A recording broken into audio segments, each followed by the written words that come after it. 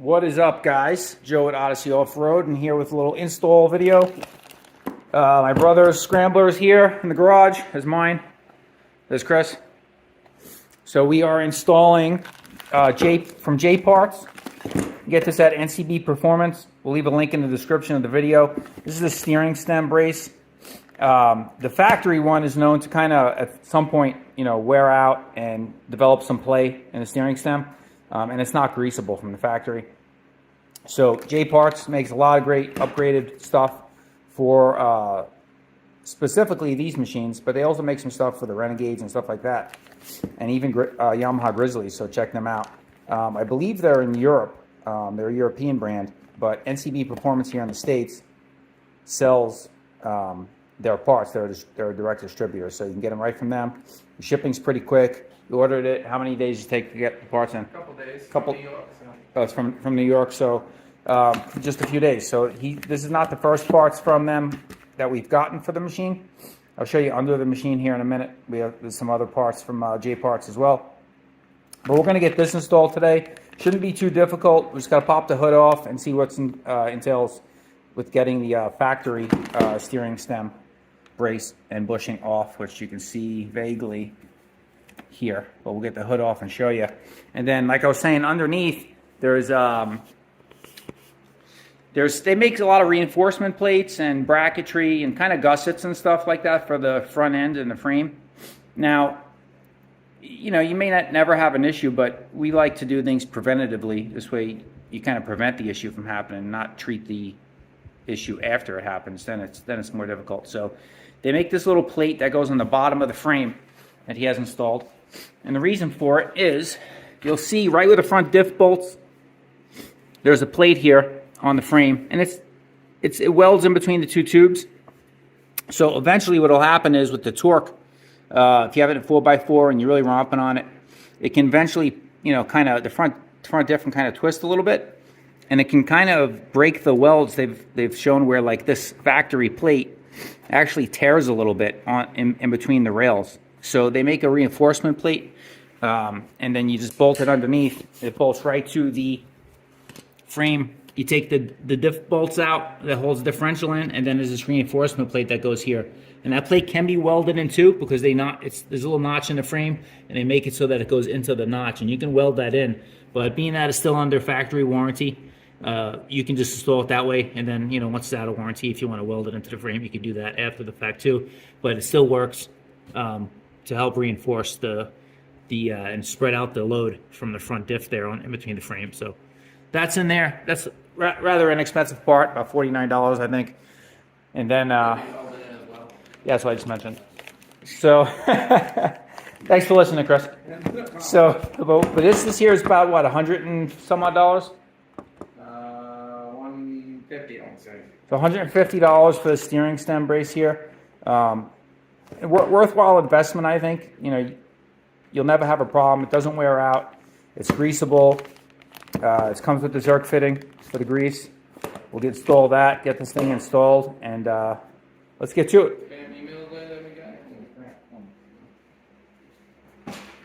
All right. The first thing is we're going to get the hood off. That's easy enough. Lift up, pull back. Just got to unplug the factory light bar.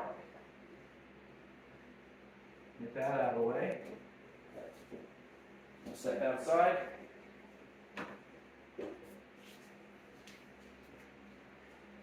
And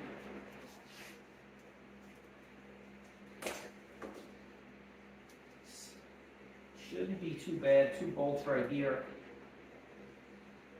Get those out. I'll show you guys. This is the factory steering stem. These are all just the vent hoses for your front diff, tranny, and all that stuff. They have them kind of just up here with a little clip, and that's on the bolt. So just pop that off, get that out of your way.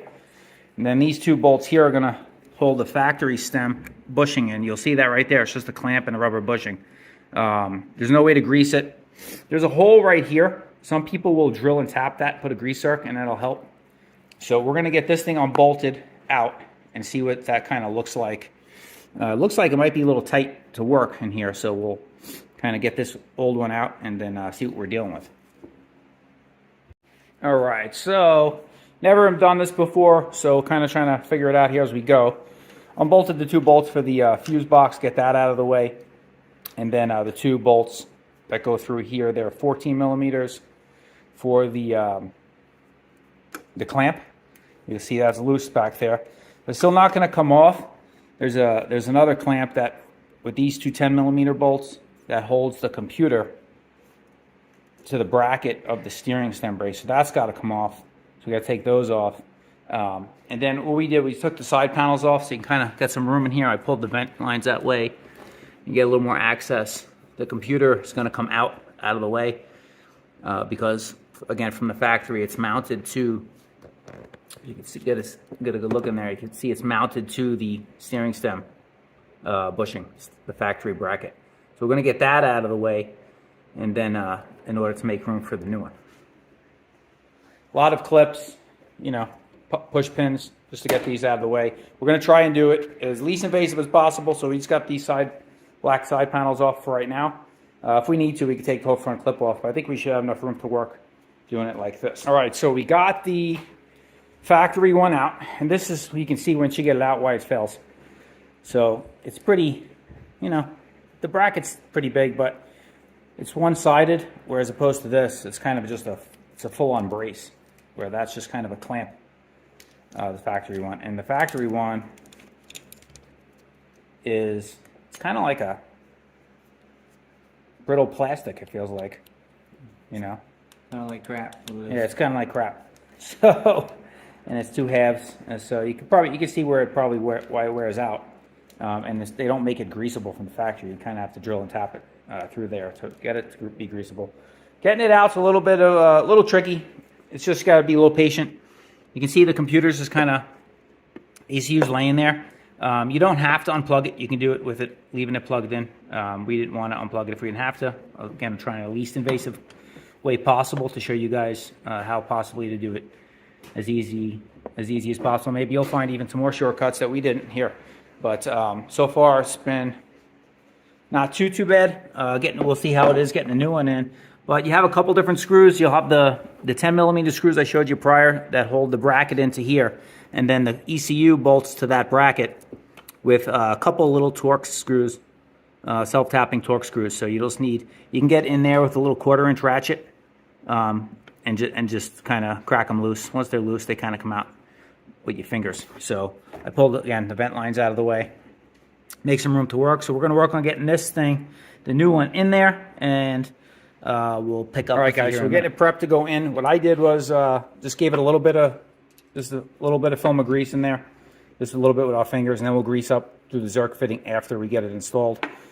This side is going to go between the frame and the steering stem. So we're going to get that in there, and then from the other side, you do the other half, push the bolts through, and they'll come through the holes where the factory bolts are, and then you have some nuts and lock washers that will hold it all together, and then the grease Zerk fitting is going to go right through there, and that'll line up with that on the other side, and this way you can squirt grease in there regularly. So let me get the tripod set up. We'll try and film this while we're installing it. It might be difficult to see though. All right, guys, we're going to try to film this while we're installing it. Not sure how good you guys can see it, but you see I got the brace, the back half of the brace kind of wedged between the frame and the steering stem. You're going to need to push back on the handlebars or on the steering stem just a slightly to get this piece in, and then tucked in there. Once you push back on here, you'll see it'll just kind of drop in. And then from the back side, we're going to put the other clamp on there and send the bolts through from the back.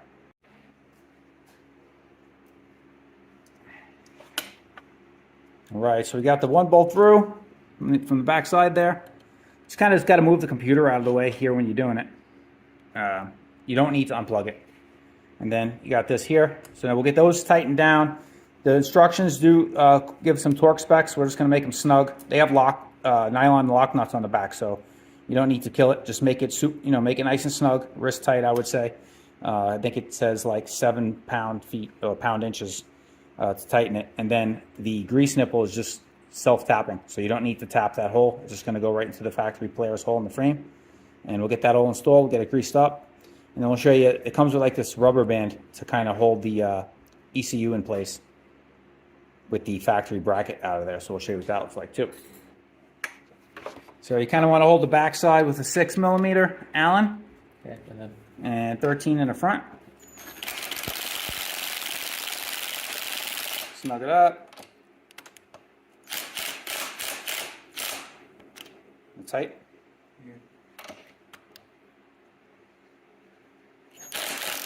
That's snug. Make sure the other side's snugged up.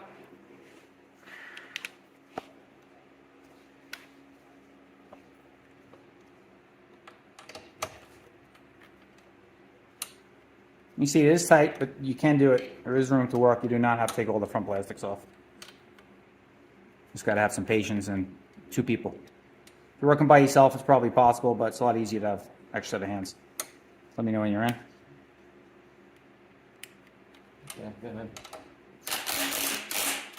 That's good. Pretty snug. We'll check it by hand with the ratchet just to make sure. And yeah, she ain't budging. All right, so we got the bolts in. They give you the torque specs in Newton meters. If you convert that, it's about, and torque wrenches do show Newton meters, but if you want to convert it to foot-pounds, 18 foot-pounds for these bolts. You need. So we did about 18. We did about 19 pounds probably, maybe 20.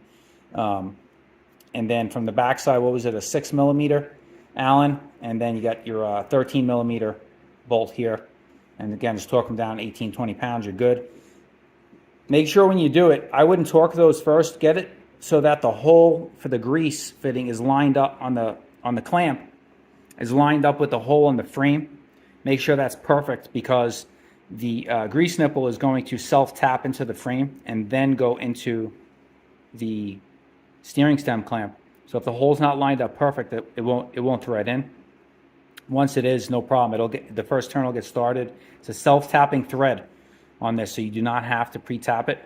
Once you get it in there, a 9mm wrench fits over this, and then you can just kind of maybe 2.5 turns, get it till it's snug, and the grease fitting is up, and you're good to go there. Then it comes with this rubber band that holds the computer. You'll see it goes to there, and then on the other side there's another spot right there, and it's got this big thick rubber band it comes with. I'm gonna try to. Big and thick, and you're not pulling it. Big and thick. That's what she said. We're gonna get that on there. Hopefully. We might have to get an expert out here on big and thick stuff to help put this on, but maybe a spring puller for the exhaust spring puller might work. That would be helpful. And you can see how thick that rubber band is. And just to get it stretched, it's really really tight. So I'm gonna try and hold the ECU up a little bit. Chris is trying to get it around that little nub on that side. Thinking maybe just, there we go. There we go. Pulling it. We used an exhaust spring puller, gave it a yank, and then kind of pushed it on. That's not gonna go anywhere. I mean, the ECU won't even move. It's super thick. So that'll hold it perfect. You don't have to worry there. Keeps it off of the clamp. And then you have your wire harness here, which you can kind of reposition back to where it was, where it comes through the plastics nicey nice. And you have your brake line here too. However, that's set up. Now, this here, you can see there's no play. Let's check mine, which doesn't have the clamp. And I will tell you, you can feel a little bit of play. Mine's virtually brand new. I only have 190 miles on this unit. But you can feel a drop of play still. You can almost see it moving. You hear it. You can hear that. And then on this one here, I mean, it doesn't budge. There's zero flex, zero movement. It's really going to firm up the steering on this. So that's pretty cool. And wasn't that as invasive as we thought. When we first took the hood off and looked at it, we thought it was going to be a little bit more invasive than it ended up being. But it worked out really well. There are instructions on the website. I'll leave a link for all that stuff below in the video description. We're just going to get this buttoned up here, but we're pretty much done. Just put everything back in reverse order at this point. Your plastic, side plastics, the fuse block, 2 screws, put the cap on. We'll give a couple pumps of grease in here till you see it starts coming out. We got the red grease in there. That's what we use, the red and tacky for most stuff. And should be golden after that. I mean, it definitely, you can feel the difference. I think the next step after this would be they make some braces for the A-arms, which go here. And they kind of like on the Can-Ams, on the Can-Am X3s. If you guys have seen those, how they have the gusset kits for the A-arms, it's a similar bracketry for these they make, and they just kind of go from one side to the other. It's like it's a thicker brace to help reinforce the frame, and you get a lot of suspension travel here. There's a lot of wear and tear on that area, so it helps from the holes wallowing out, movement, you know, down the road, to just reinforce them before you have an issue, than waiting to after the fact when you do have an issue, and then trying to repair something that's already broken. It's always harder to do that. Preventative maintenance is key with anything. So if they make, you know, parts that aren't really that expensive, in all honesty, I mean, the steering stem is probably the most expensive piece to this whole front end reinforcement, and then they make an upgraded drag link. So the Polaris has a pretty unique setup with the drag link in between the steering, where your steering stem comes down out of the power steering box. You have two spots where your tie rods connect rather than one central location. And the reason why they design it like that, they say it eliminates bump steer through the suspension travel. So, but that drag link in between the two, again, those ends are known to kind of wear out after a while and get a little bit of slop and a little bit of play in them. So they make a replacement drag link, J Parts makes, and that'll firm that up also. So if you just do all this stuff to the front end, that probably isn't necessary until, you know, wears out and you need to replace it. Then you just replace it with the better part. The steering stem, I definitely recommend doing ahead of time, and then the same thing with the gussets for the frame. Do that ahead of time before you have problems. And that's pretty much it. I mean, J Parts makes some really nice stuff. NCB was really fast with the shipping, good customer service. I'll leave a link in the description below. Hope this video helped you out, guys. Another upgrade done here to my brother's Scrambler. I was still bone stock, so we're going to start getting some stuff done to that. We're kind of deciding on which route. We're going to go a little bit different direction with the exhaust than my brother has. I don't want to copy and do the same thing. It'd be nice to have a comparison on the channel with two different exhaust systems and setups and all that. As far as tuning goes, we probably still will use the DynoJet Power Visions 3 tuner, because that's really the most effective and easiest way to go. But we're going to go a different route with the exhaust on mine, and the front end parts we're going to do as well on mine. So again, smash that like button on your way out, guys. Hope this video was helpful for somebody. The install is not that difficult, so, you know, don't get overwhelmed when you take the hood off and you see, you know, the ECUs in the way and all that stuff. It really was fairly quick. We were a little bit overwhelmed a little bit initially when we looked at it, thinking it was going to be harder than it was. But once you just take it a step at a time, it really is pretty simple. You don't need to take the whole front end apart. You can just take these two black side panels off, and that's it. So subscribe to the channel if you haven't already. Smash the thumbs up and if you like, and we'll catch you guys on the next one.